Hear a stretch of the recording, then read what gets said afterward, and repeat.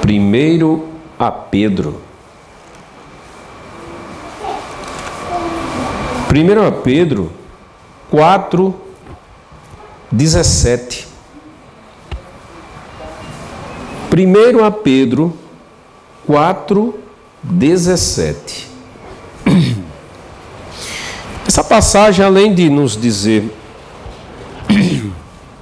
a época do início desse juízo, ela também vai nos mostrar a razão pela qual se chama juízo investigativo.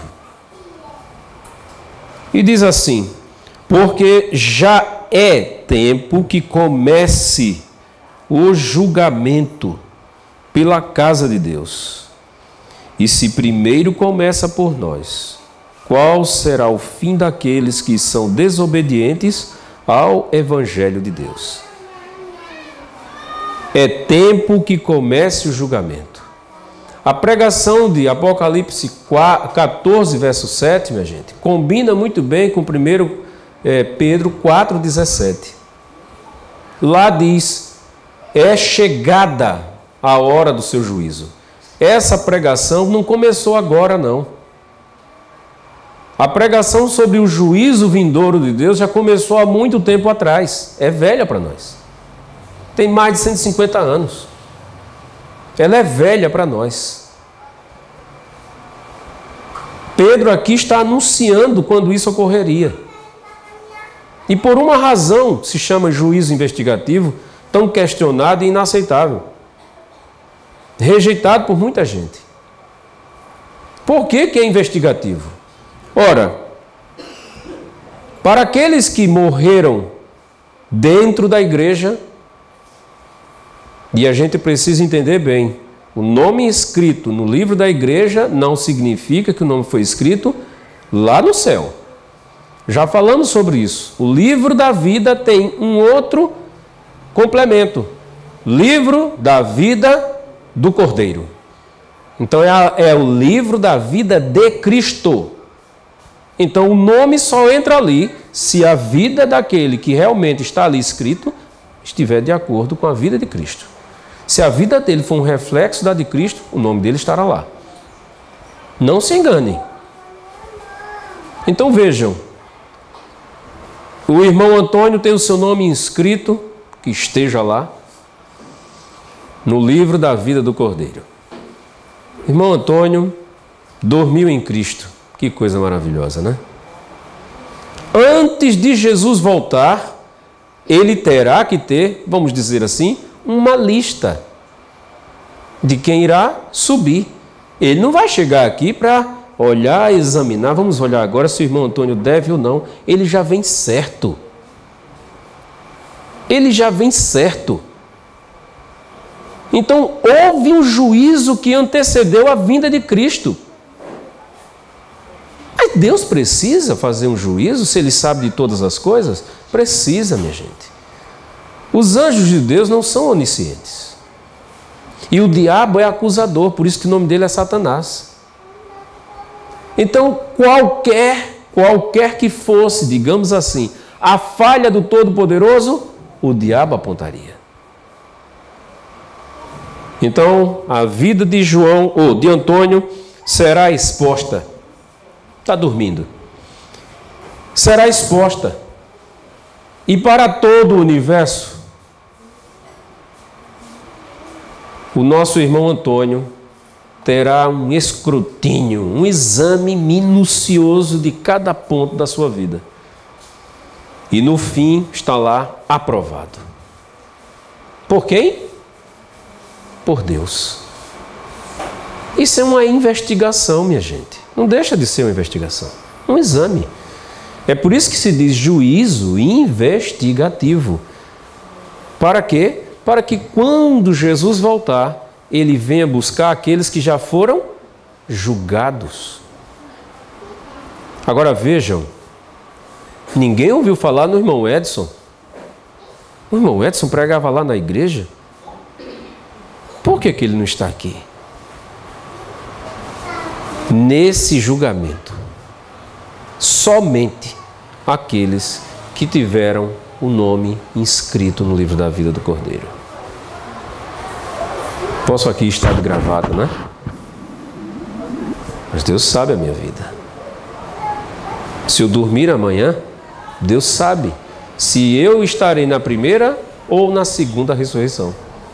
Quando Jesus voltar, se eu não estiver com o nome lá no livro dele, eu não vou despertar. Não vou. E o julgamento é simples. Veja, vamos falar novamente do mesmo ponto. O julgamento é simples. João 3, 17 e 18, eu gosto muito de ouvir a voz do Rabelo, quando ele diz assim: porquanto Deus enviou seu Filho ao mundo, não para que julgasse o mundo, mas para que o mundo fosse salvo por ele. Quem nele crê, não é julgado. O que não crê, já está julgado, porquanto não crê no nome do unigênito Filho de Deus. Eu serei julgado na primeira fase, e será uma bênção, porque eu criei. Ele creu. Qual é a prova de crer? Nós falamos do crer numa facilidade tão grande, nem sequer a gente examina o que significa crer. Minha gente, na salvação, ponham isso na mente de vocês, na nossa salvação, sempre estaremos nos defrontando com causa e efeito. Ninguém vai fugir disso. Se eu disser, eu creio em Cristo, a minha voz falou altissonantemente bem, mas a minha vida tem que consolidar cada letra. No quartel lá na Bahia, tem uma frase, quartel do Exército tem uma frase: as palavras convencem, mas o exemplo arrasta. As palavras convencem, mas o exemplo arrasta. A pregação é mais forte, minha gente. Na verdade, a pregação está no exemplo.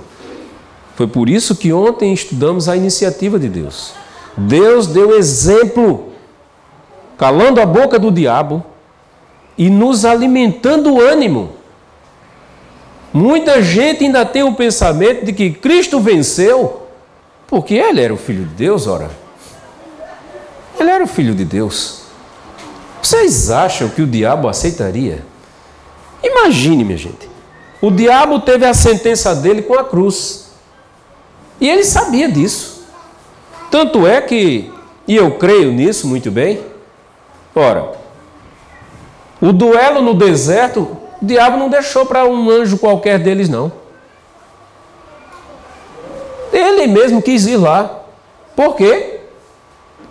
Porque ele sabia, depois da proclamação ali, na certeza absoluta que ele teve no batismo de Cristo, que ele ouviu a voz. Ele sabia que se ele não vencesse o nosso Salvador, seus dias estariam contados. Ele não ia se arriscar e dizer para um anjo seu capataz, dizer, vai lá tu. Não, essa luta é minha. Eu tenho que vencer. Se eu não vencer, estou morto. Então parem para pensar. Parem para pensar. Raciocinem comigo. Se Cristo não é semelhante a nós, enquanto estava aqui na terra, o diabo aceitaria a morte dele? A sua sentença na cruz? Não aceitaria. E Deus não poderia dizer nada. Cristo veio com uma diferençazinha minúscula. Já falamos aqui do nanômetro, não foi? Falamos do nanômetro? Eu acho que não, né? Falei? O nanômetro é a milionésima parte do milímetro. Milionésima. Ou seja, o milímetro dividido em um milhão de partes. Ó. 1 milhão de partes. E aí você pega essa daí. Se Cristo tivesse 1 nanômetro de diferença de um ser humano qualquer, o diabo não aceitaria. E ele está calado hoje em relação a isso e dobrará seus joelhos no fim dessa guerra, consciente, minha gente. Perdi porque ele foi mais forte do que eu do mesmo jeito como qualquer um de nós poderemos ser. Lembram da fé que Cristo preparou? Todos vencerão com aquela fé. Com aquela fé. Vamos abrir 1 João 5,4, só para a gente confirmar. Essa passagem não está aqui na relação, não. É somente para a gente confirmar. 1 João 5, verso 4. Para que os irmãos compreendam que somos também fortalecidos pelo poder do Espírito Santo para viver a mesmíssima vida que Cristo viveu. É por isso que Romanos 8 diz, 8:1, não há condenação para os que estão em Cristo. Por que não há condenação? Porque a lei não está apontando nada. Não é que Deus esteja passando a mão por cima. E a gente tem o hábito de fazer isso. A graça de Deus me assiste. Minha gente, pelo amor de Jesus Cristo, a glória de Deus não envolve o pecado. Ponham isso na mente de vocês. A glória de Deus não envolve pecado de ninguém. Falamos ontem, sábado, repriso, o eu, minha gente, tem que morrer antes de eu entrar no santuário. João diz assim, porque todo o que é nascido de Deus, lembra que falamos isso ontem, né? Nascendo da cabeça. Temos que nascer de Cristo. Todo o que é nascido de Deus, o que acontece? Essa não é uma frase que Cristo usou, não. Cristo não disse isso? Tem de bom ânimo? Eu venci. João está dizendo o quê? Que todo aquele que nasce de Deus vence o mundo. E aí ele vai dar a razão. Qual é a razão? E esta é a vitória que vence o mundo? A nossa fé.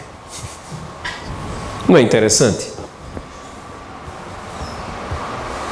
Meus irmãos, consideramos essa batalha séria e crucial ao ponto de algumas coisas ainda serem embaraços para nós. A sua vida está em jogo, a minha também. Pensem nisso. Pensem como se vocês estivessem deitados num lugar com a guilhotina apontada para o seu pescoço. Pensem assim. Se essa guilhotina largar lá de cima, eu morro. Se nós dormirmos hoje, minha gente, vejam o que acontece. Não fiquem com medo depois disso, não. Mas o que acontece depois, quando formos embora e formos dormir? Nós dormimos numa tranquilidade, não é? Mas vocês sabem que o morto e o que dorme são a mesma coisa? Irmão Antônio está dormindo aqui. Chego aqui, faço assim, dou língua para ele.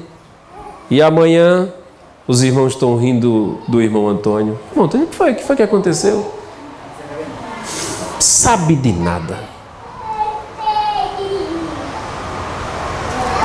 Quem garante o despertar amanhã de manhã?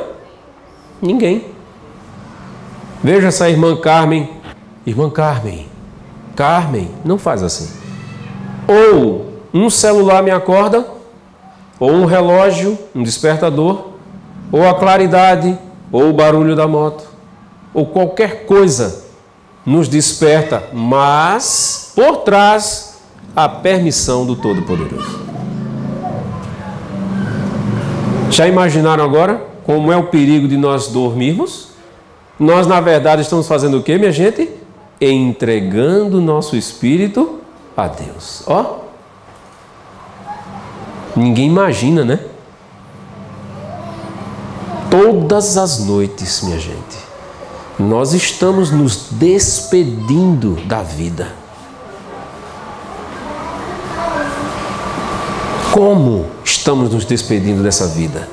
Cada noite. E se nós não despertarmos, como tanta gente ainda não acordou? Vocês não sabem, mas a minha mãe A minha mãe faleceu assim. A minha mãe faleceu dessa forma. Eu peço a Deus que a minha morte também seja assim. Minha mãe dormiu verdadeiramente em Cristo. Deu provas disso. Minha filha foi usada por Deus para me trazer 2 sonhos, 2 dias seguidos, por resposta a uma oração que eu fiz a Deus. Eu queria ter certeza, convicção plena de que minha mãe participaria da primeira ressurreição. E no dia seguinte a minha filha sonhou com a minha mãe vestida de branco e uma coroa. No outro dia, a minha filha disse: pai, eu sonhei com a vovó do mesmo jeito como eu sonhei ontem. E minha filha não ouviu minha oração porque eu fiz silenciosa. E eu disse: Senhor, basta, eu já sei. Minha mãe dormiu pedindo para desligar o ar-condicionado. Desligou, estava fazendo tanto frio. Aí desligou. E depois não despertou mais. Mas vai despertar. E eu pergunto: como é que nós vamos dormir hoje à noite, minha gente? Como? Seja bem-vinda, irmã. Como é que nós vamos despertar esta noite? Digo, vamos dormir esta noite, minha gente. Estamos prontos a dormir e não acordar amanhã? Reflitam. Estamos prontos? Se a resposta for não, não preciso me dizer. Resolvamos isso antes de ir embora. Tudo é possível ao que crer. Salvo engano, é Marcos 9, 23. Salvo engano. Não tenho muita certeza. Quem quiser confirmar para mim, eu agradeço. 9, 23.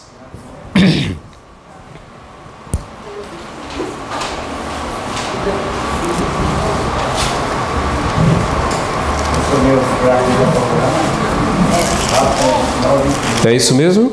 Marcos 9, 23, não é isso? Minha gente, não é isso? Para aqueles que acham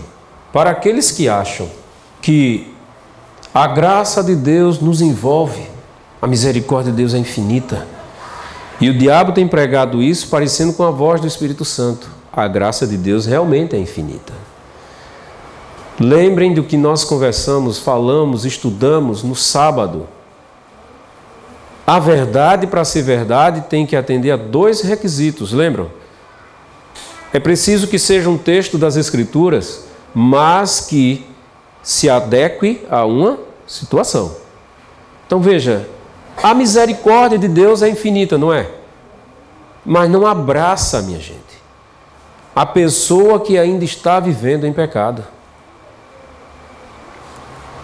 Quando nós estudarmos a graça aqui, numa outra oportunidade, vocês vão ver que a porta do céu está mais apertada ainda. Que a graça está sendo explanada por aí de maneira errônea. De maneira errônea. E por conta disso, muita gente está do lado de fora porque crê que já está dentro.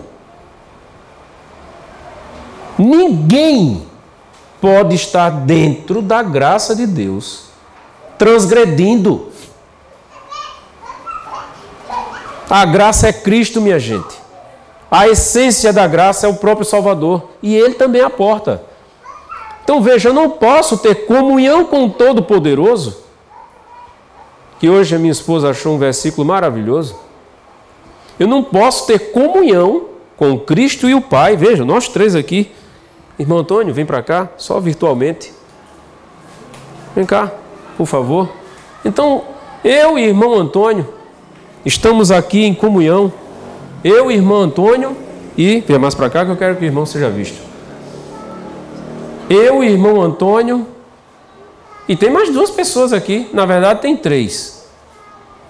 Aqui está o Pai e o Filho. Cadê o Espírito Santo, minha gente? Onde está o Espírito Santo? Deixou de vir a essa reunião? Está em nós.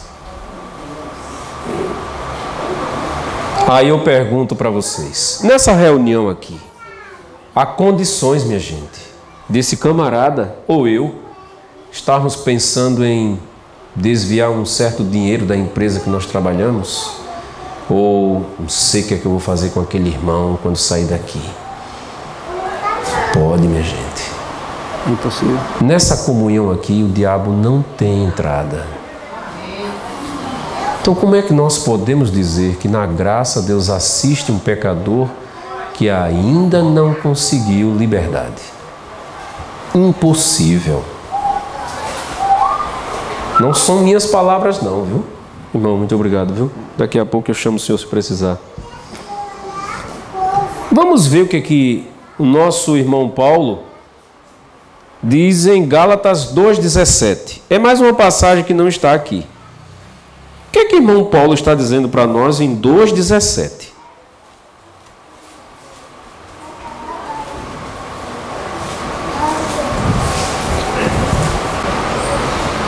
2,17 diz: pois se nós que procuramos ser justificados em Cristo, nós mesmos também somos achados pecadores, é porventura Cristo ministro do pecado? De maneira nenhuma. Veja, eu digo que sou justificado, que fui justificado, sou um homem justo, mas o que Paulo está dizendo? Se nós que procuramos ser justificados, eu sou cristão, mas aqui diz, também somos achados pecadores? Porventura Cristo é ministro do pecado? E ele mesmo responde, não sou eu, hein? De maneira nenhuma.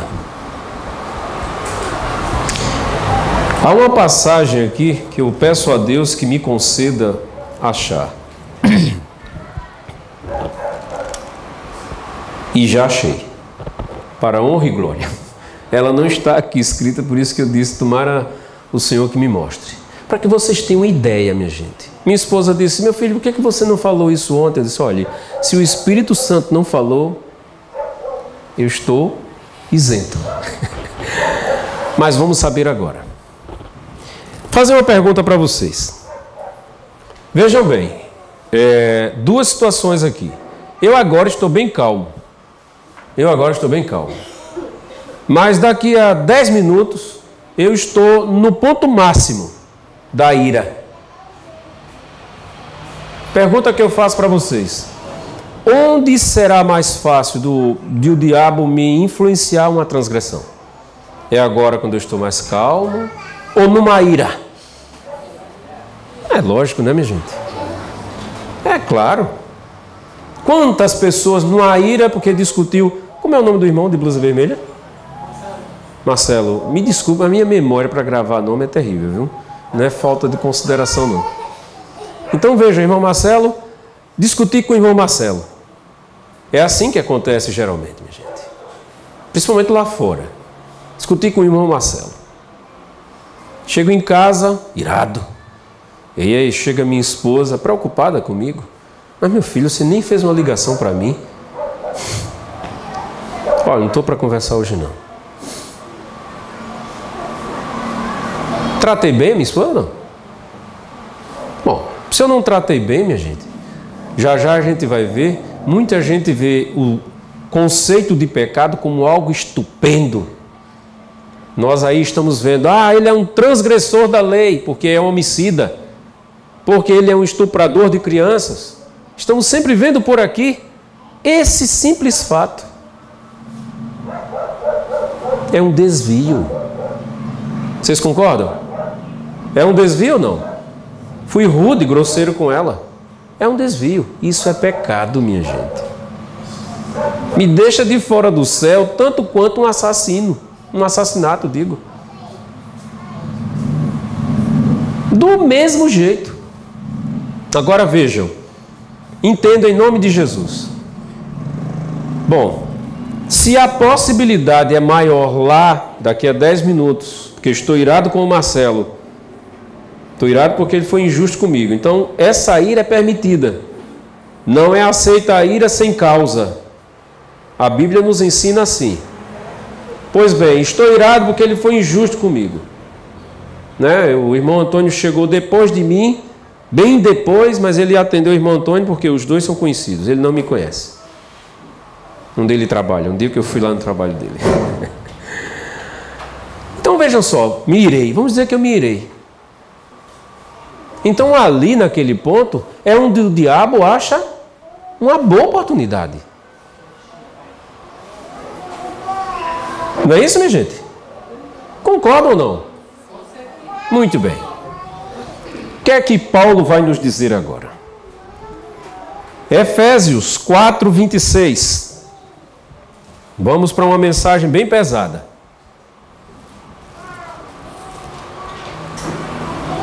Efésios 4, 26.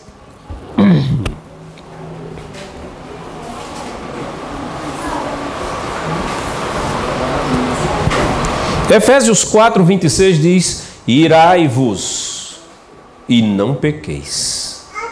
Não se ponha o sol sobre a vossa ira. O que é que Paulo está dizendo para nós, minha gente? Minha gente, nós ouvimos tanto que viver sem pecado, isso não pode. Não há possibilidade de nós vivermos sem transgredir os mandamentos de Deus. E estamos ouvindo isso do alto. Do alto. Não me refiro a Deus. Me refiro à instituição. Estamos ouvindo de cima. Enquanto que nós ouvimos de cima, agora vou dizer do alto me relacionando a Deus. Do alto nós escutamos: vai e não peques mais. Com uma advertência: para que não te suceda coisa pior. Se eu agora estou ouvindo uma voz que diz: viver sem pecado é impossível, qual das duas? Qual das duas é do Espírito Santo? A primeira, minha gente. Foi o Salvador quem disse para o paralítico. Foi ele que disse para o paralítico. Não fui eu quem falei. Essas palavras Cristo disse para o paralítico, minha gente. Ali juntinho do tanque de Betesda. Vai e não peques mais. Ou será que nós estamos vivendo em época diferente, onde o poder de Deus já não mais está em ação? Ou perdeu o seu poder? Porque se fosse agora, se Cristo dissesse: irmão Antônio, vai e não peques mais, por tantas e tantas vezes que ele tem ouvido as pregações, ele dizer para Cristo: Senhor, o Senhor está me pedindo o impossível. Porque o irmão Edson pregou semana passada dizendo que não podemos viver sem pecar.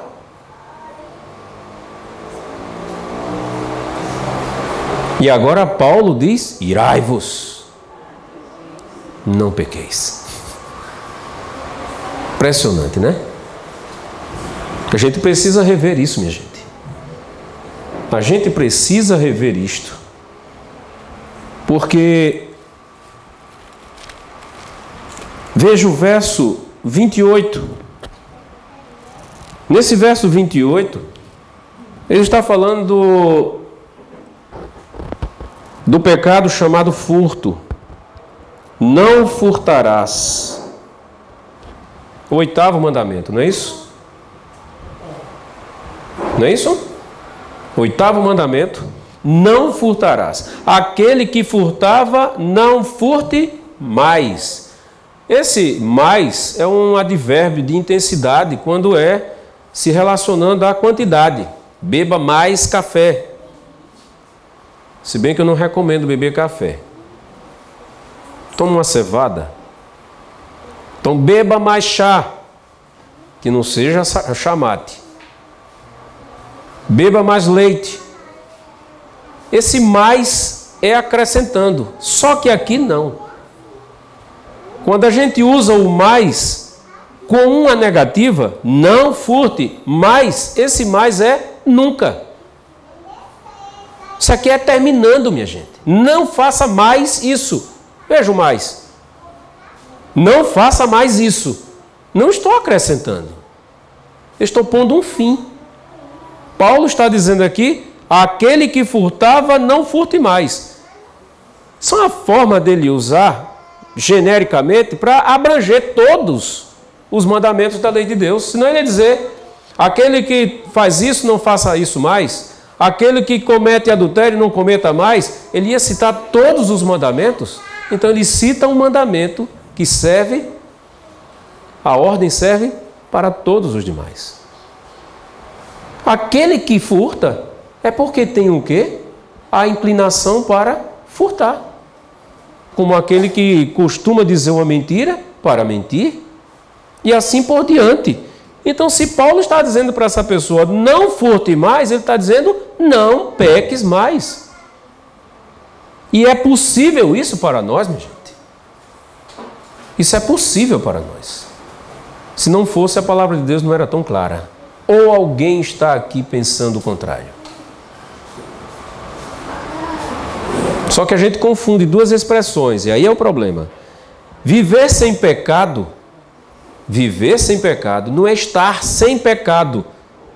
Aí, aqui, 1 João, capítulo 1, aí deve nos explicar assim, e dissermos que não temos pecado, fazemos mentiroso, e a sua palavra não está em nós.